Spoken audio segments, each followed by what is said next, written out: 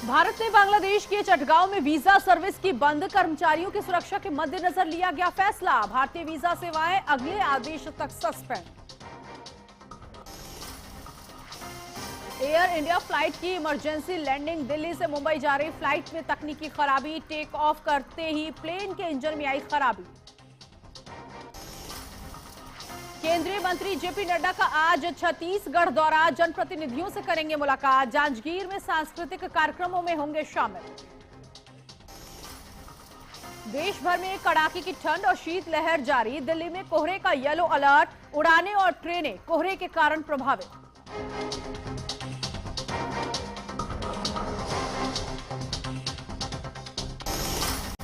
नमस्ते, HNN news आप देख रहे हैं। मैं हूं आपके साथ नीतू गुप्ता। आपको यूपी विधानसभा की कार्यवाही इस वक्त दिखाते हैं, क्योंकि आज ये कार्यवाही बहुत महत्वपूर्ण है।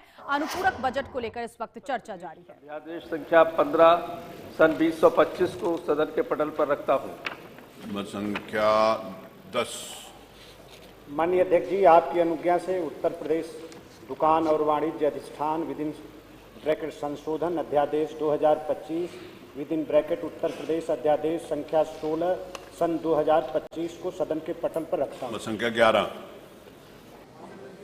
जैसे खाद्य एवं रसद अनुभाग 6 द्वारा उत्तर प्रदेश राज्य खाद्य आयोग की क्रियाकलापों की वार्षिक रिपोर्ट वर्ष 2024-25 को राष्ट्रीय खाद्य सुरक्षा अधिनियम 2013 के अध्याय 7 शिकायत निवारण तंत्र की उपधारा 16 ब्रैकेट में 6 ब्रैकेट में 4 के अधीन सदन के पटल पर रखता हूँ।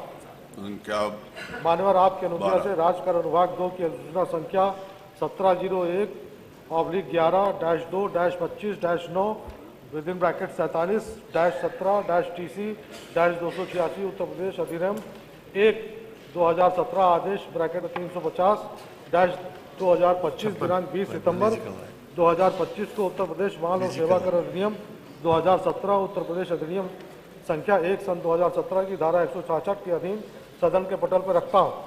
संख्या 13। मान्यवर, आपकी अनुज्ञा से राजकर अनुभाग 2 की अधिसूचना संख्या 1703/11-2-25-9 ब्रैकेट में 47-17-TC-288 उत्तर प्रदेश अधिनियम 1/2017 आदेश ब्रैकेट में 351/2025 दिनांक 20 सितंबर 2025 को उत्तर प्रदेश माल और सेवा कर अधिनियम 2017 उत्तर प्रदेश अधिनियम संख्या 1 सन 2017 की धारा 166 के अधीन सदन के पटल पर रखता हूँ। संख्या 14। मान्यवर, आपकी अनुज्ञा से राजकर अनुभाग 2 की अधिसूचना संख्या 1706/11-2-25-9 within bracket 47-17-TC-291 Uttar Pradesh अधिनियम 1/2017 आदेश ब्रैकेट में 352/2025 दिनांक 20 सितंबर 2025 को उत्तर प्रदेश माल और सेवा कर अधिनियम 2017 उत्तर प्रदेश अधिनियम संख्या 1 सन 2017 की धारा 166 के अधीन सदन के पटल पर रखता हूँ। संख्या 15। मान्यवर, आपकी अनुज्ञा से राजकर अनुभाग 2 की अधिसूचना संख्या 1707/11-2-25-9 within bracket 47-17-TC-292 Uttar Pradesh अधिनियम 1/2017 आदेश ब्रैकेट में 353/2025 दिनांक 20 सितंबर 2025 को उत्तर प्रदेश माल और सेवा कर अधिनियम 2017 उत्तर प्रदेश अधिनियम संख्या 1 सन 2017 की धारा 166 के अधीन सदन के पटल पर रखता हूँ। 16।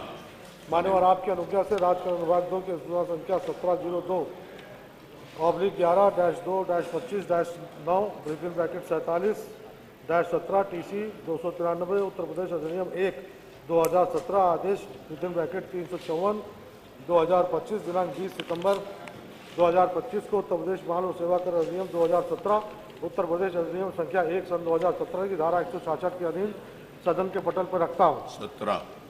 मान्यवर, आपकी अनुज्ञा से राजकर अनुभाग 2 की अधिसूचना संख्या 1709/11-2-25-9 within bracket 47-17-TC-294 Uttar Pradesh अधिनियम 1/2017 आदेश विदिन ब्रैकेट 355-225 दिनांक 20 सितंबर 2025 को उत्तर प्रदेश माल और सेवा कर अधिनियम 2017 उत्तर प्रदेश अधिनियम संख्या 1 सन 2017 की धारा 166 के अधीन सदन के पटल पर रखता हूँ। 18। मान्यवर, आपकी अनुज्ञा से राजकर अनुभाग 2 की अधिसूचना संख्या 1711/11-2-25-9 within bracket 42-17-TC-74 Uttar Pradesh GST नियम 2017 आदेश विदिन ब्रैकेट 356 2025 दिनांक 20 सितंबर 2025 को उत्तर प्रदेश मानव सेवा कर अधिनियम 2017 उत्तर प्रदेश अधिनियम संख्या 1 सन 2017 की धारा 166 के अधीन सदन के पटल पर रखता हूँ। 19 मान्यवर आपकी अनुज्ञा से राजकरण विभाग 2 की अधिसूचना संख्या 1705/11-2-25-9 within bracket 47-17-TC 2090 Uttar Pradesh अधिनियम 1 2017 आदेश विदिन ब्रैकेट 357 2025 दिनांक 20 सितंबर 2025 को उत्तर प्रदेश मानव सेवा कर अधिनियम 2017 उत्तर प्रदेश अधिनियम संख्या 1 सन 2017 की धारा 166 के अधीन सदन के पटल पर रखता हूँ। 20 मान्यवर आपकी अनुज्ञा से राजकरण विभाग 2 के अधिसूचना संख्या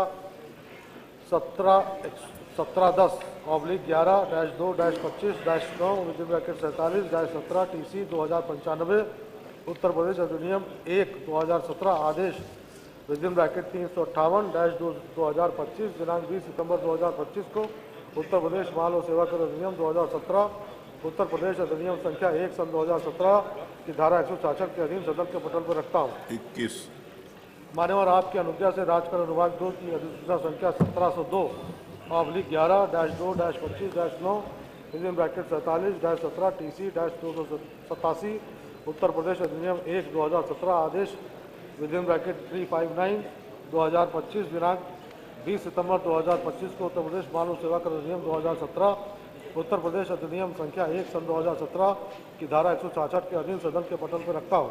22 मान्यवर आपकी अनुज्ञा से राजकरण विभाग 2 की अधिसूचना संख्या 1700/11-2-25-9 within bracket 47-17-TC 285 Uttar Pradesh अधिनियम 1 2017 आदेश ब्रैकेट विदिन ब्रैकेट 360/2025 दिनांक 20 सितंबर 2025 को उत्तर प्रदेश मानव सेवा कर अधिनियम 2017 उत्तर प्रदेश अधिनियम संख्या 1 सन 2017 की धारा 166 के अधीन सदन के पटल पर रखता हूँ। 23 मान्यवर आपकी अनुज्ञा से राज्यकरण विभाग 2 की अधिसूचना संख्या 1704/11-5-25-9 within bracket 47-17-TC 289 Uttar Pradesh अधिनियम 1 2017 आदेश विदिन ब्रैकेट 361/2025 दिनांक 20 सितंबर 2025 को उत्तर प्रदेश मानव सेवा कर अधिनियम 2017 उत्तर प्रदेश अधिनियम संख्या 1 सन 2017 की धारा 166 के अधीन सदन के पटल पर रखता हूँ। 24 मान्यवर आपकी अनुज्ञा से राजकरण विभाग 2 की अधिसूचना संख्या 1699/11-2-25-9 within bracket 47-17-TC 284 Uttar Pradesh अधिनियम 1 2017 आदेश विदिन ब्रैकेट 362/2025 दिनांक 20 सितंबर 2025 को उत्तर प्रदेश मानव सेवा कर अधिनियम 2017 उत्तर प्रदेश अधिनियम संख्या 1 सन 2017 की धारा 166 के अधीन सदन के पटल पर रखता हूँ। 25 मान्यवर आपकी अनुज्ञा से राजकरण विभाग 2 की अधिसूचना संख्या 1771/11-2-25-9 within bracket 47-17-TC 297 Uttar Pradesh अधिनियम 1 2017 आदेश ब्रैकेट में 363-2025 दिनांक 3 अक्टूबर 2025 को उत्तर प्रदेश मानव सेवा कर अधिनियम 2017 उत्तर प्रदेश अधिनियम संख्या 1 सन 2017 की धारा 166 के अधीन सदन के पटल पर रखता हूँ।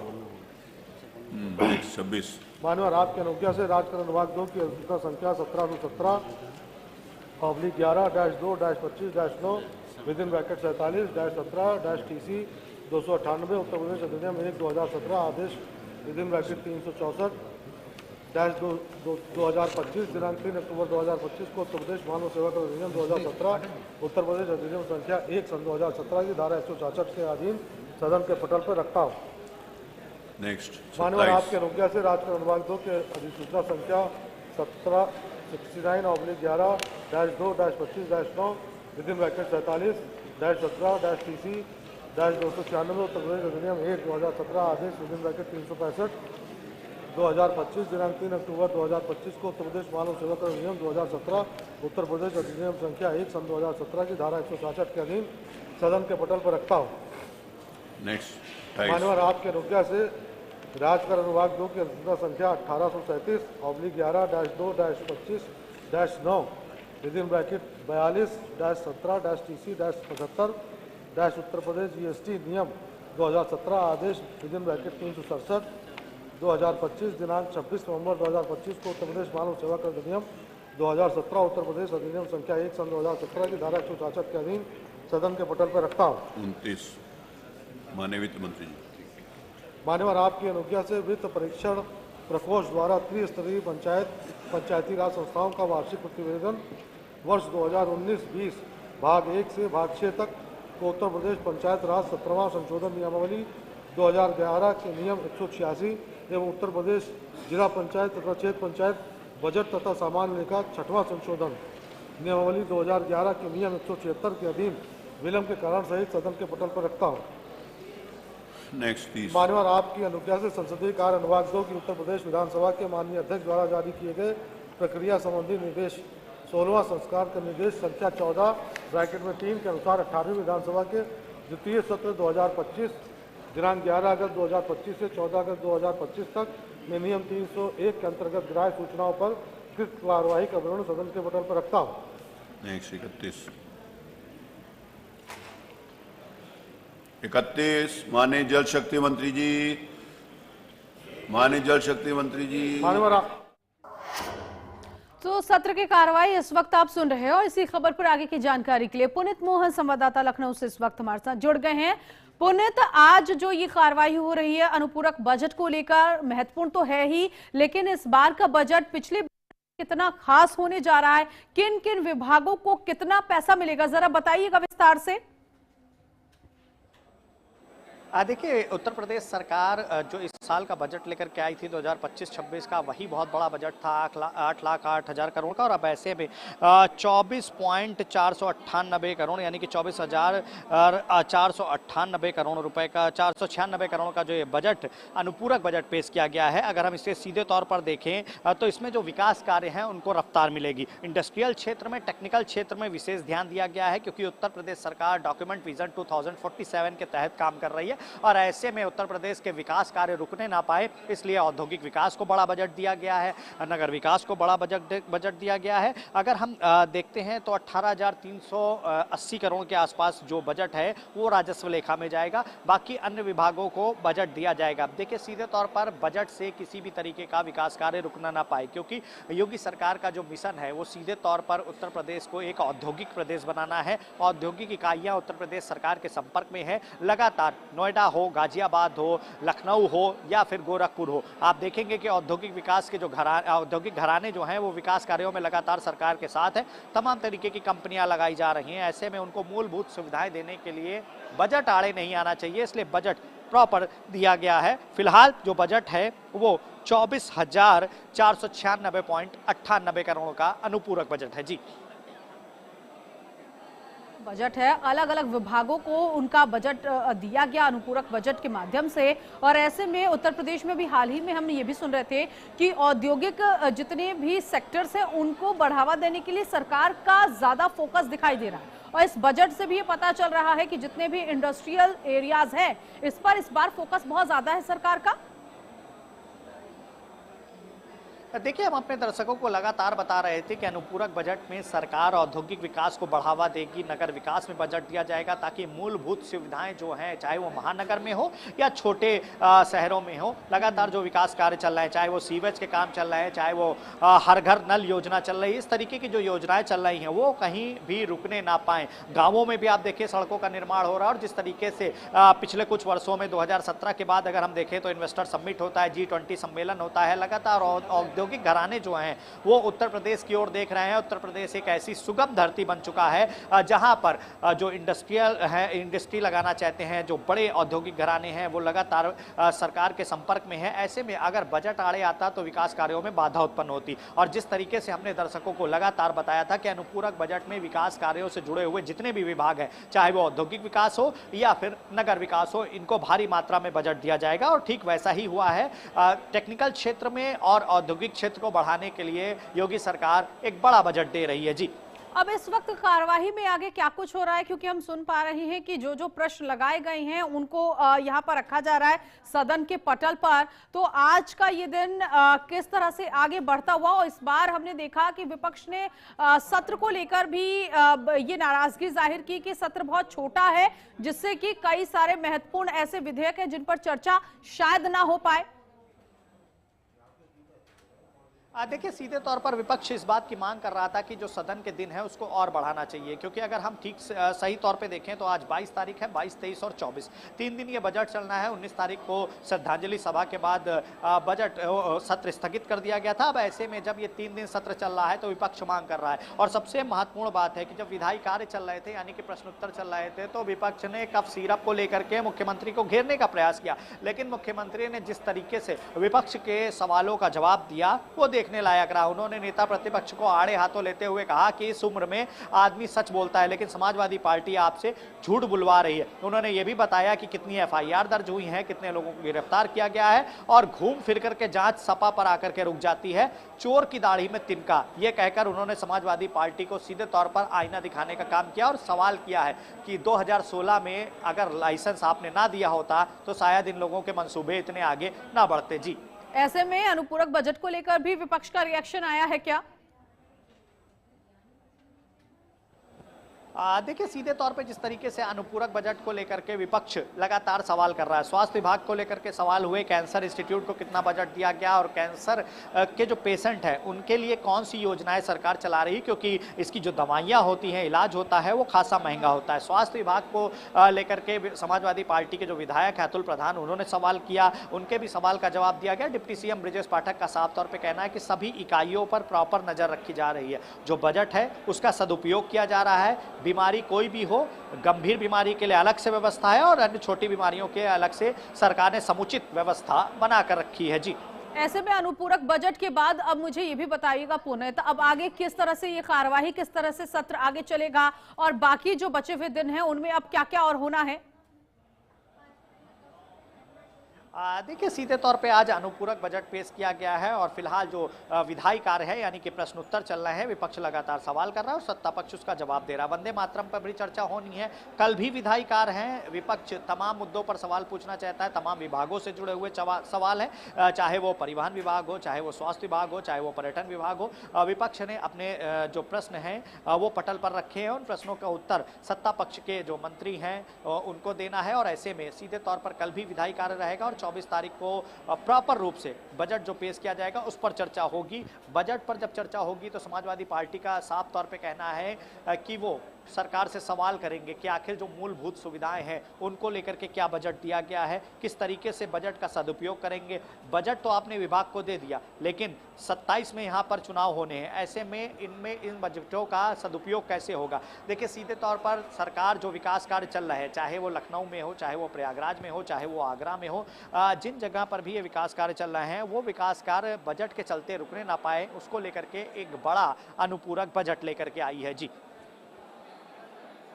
वित्त मंत्री सुरेश खन्ना ने बजट पेश किया है और इस वक्त सत्र में क्या कुछ चल रहा है पुनित सुन लेते हैं, फिर आती हूं मैं आपके पास, आगे भी सवाल आपसे करूंगी, बने रहिएगा। तो वित्त मंत्री ने आज अनुपूरक बजट पेश किया, लेकिन प्रश्नकाल में जो सवाल जवाब किए जा रहे हैं, कौन कौन से मुद्दे इस वक्त सदन के पटल पर रखे जा रहे हैं जिनका जवाब सरकार की तरफ से दिया जा रहा है, जरा सुनते हैं। गौरी शंकर वर्मा, शहरजुल इस्लाम, श्रीमती सलोना कुशवाहा, आशु आ गए, सलोना कुशवाहा, आशु जी आ गए, नोट कर लें। श्री राम रतन कुशवाहा, श्री मूलचंद सिंह निरंजन नहीं, श्री जयकिशन साहू नहीं हैं, मैंने बोला है, देखा। श्री अखिलेश हैं, श्री वाजपेयी हैं, श्री लकी यादव हैं,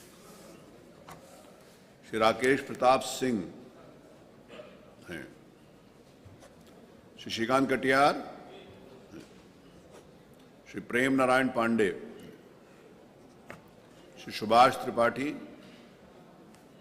नहीं, श्री राम खिलाड़ी यादव, श्री राम खिलाड़ी यादव नहीं, श्रीमती बिजमा यादव, बिजमा जी नहीं आई, नहीं है बिजमा। श्री वीरेंद्र कुमार यादव हैं, श्री नंद किशोर गुज्जर नहीं, श्री बम्बालाल हैं, श्री रविदास मल्होत्रा हैं, श्री रमेश चंद्र मिश्र,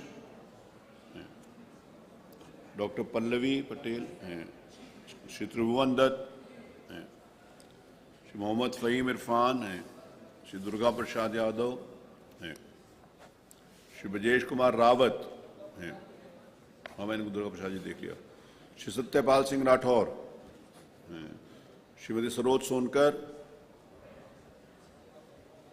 नहीं है, राम खिलाड़ी सिंह थे, उनको क्लिक कर लीजिए, हो गया बस। राम खिलाड़ी सिंह है।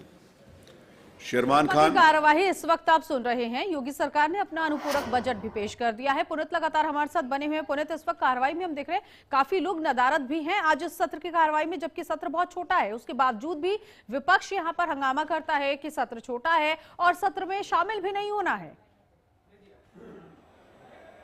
देखिए, सीधे तौर पर विपक्ष के कई विधायक इस सत्र से नदारद हैं। हालांकि विपक्ष का साफ तौर पे कहना है कि जब मूलभूत चीज़ों पर बात ही नहीं करनी है, जब मूलभूत टॉपिक पर बात ही नहीं करनी है, तो फिर आखिर हम यहाँ पर क्या प्रश्न करें।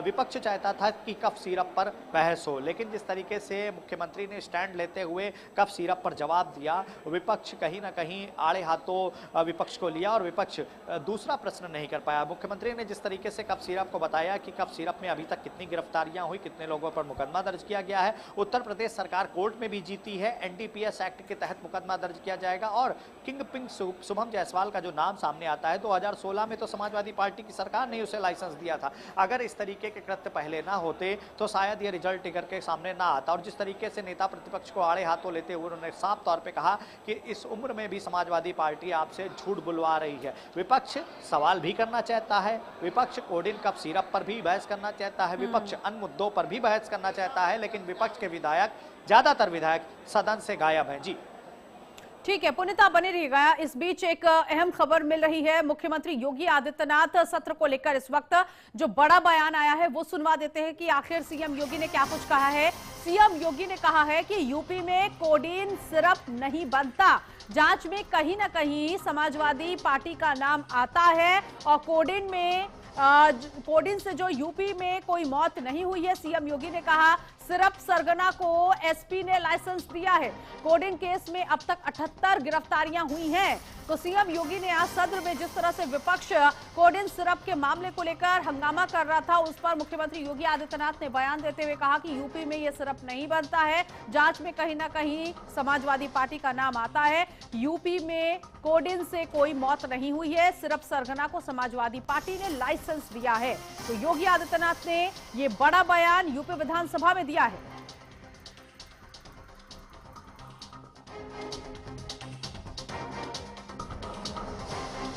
कोडीन से यूपी में कोई मौत नहीं हुई है, सीएम ने कहा है। कफ सिरप से उत्तर प्रदेश के अंदर कोई मौत नहीं हुई है। दूसरा, इस मामले में एनडीपीएस के अंतर्गत कार्रवाई होगी। ये उत्तर प्रदेश सरकार इस मामले को कोर्ट में जीती है, उत्तर प्रदेश ने इस मामले को लड़ा है। तीसरा, उत्तर प्रदेश में इसका जो सबसे बड़ा होलसेलर, जो बड़े होलसेलर हैं, जिसको सबसे पहले एसटीएफ ने पकड़ा था 2016 में, उसको लाइसेंस समाजवादी पार्टी ने जारी किया था। जो फोटो रिलीज हो रही हैं, देश के अंदर दो नमूने हैं, एक दिल्ली में और एक लखनऊ में बैठते हैं। जब देश में कोई चर्चा होती है तो तुरंत वह देश छोड़ करके भाग जाते हैं, और मुझे लगता है कि यही आपके बबुआ के साथ भी हो रहा होगा। वह भी देश से फिर जाएंगे इंग्लैंड की सैर सपाटे में, और आप लोग यहां चिल्लाते रहेंगे। महोदय, कोडिन कफ सिरप का मुद्दा जो इन्होंने उठाया है, मुद्दा था नकली दवाओं के सेवन के कारण होने वाली मौतों का, और उसके बारे में हमने पहले ही बताया है कि नकली दवा के कारण होने वाली मौत के प्रकरण की कोई भी बात अभी तक शासन के संज्ञान में नहीं आई है, और समय समय पर एफएसडीए विभाग इसको लेकर के छापेमारी करती है, कार्रवाई करती है। कंपनियों में भी इस प्रकार की कार्रवाई होती है। यूपी के अंदर कोडिन कफ सिरप इसके केवल स्टॉकिस्ट हैं, होलसेलर है, इसका यहां पे प्रोडक्शन नहीं होता है। ये मध्य प्रदेश में, हिमाचल में और अन्य राज्यों में होता है। और जो मौत के प्रकरण सामने आए हैं वे मौत के प्रकरण अन्य राज्यों में आए हैं। जिन राज्यों में आए हैं वह जो भी प्रकरण सामने आए हैं यह तमिलनाडु में बने हुए एक सिरप के कारण वो सामने आई है। तो कोडिन सिरप को लेकर जिस तरह से विपक्ष ने हंगामा किया, इसी का जवाब सदन में मुख्यमंत्री योगी आदित्यनाथ की तरफ से दिया गया। बहुत शुक्रिया पुनीत, आप हमारे साथ जुड़े और अनुपूरक बजट को लेकर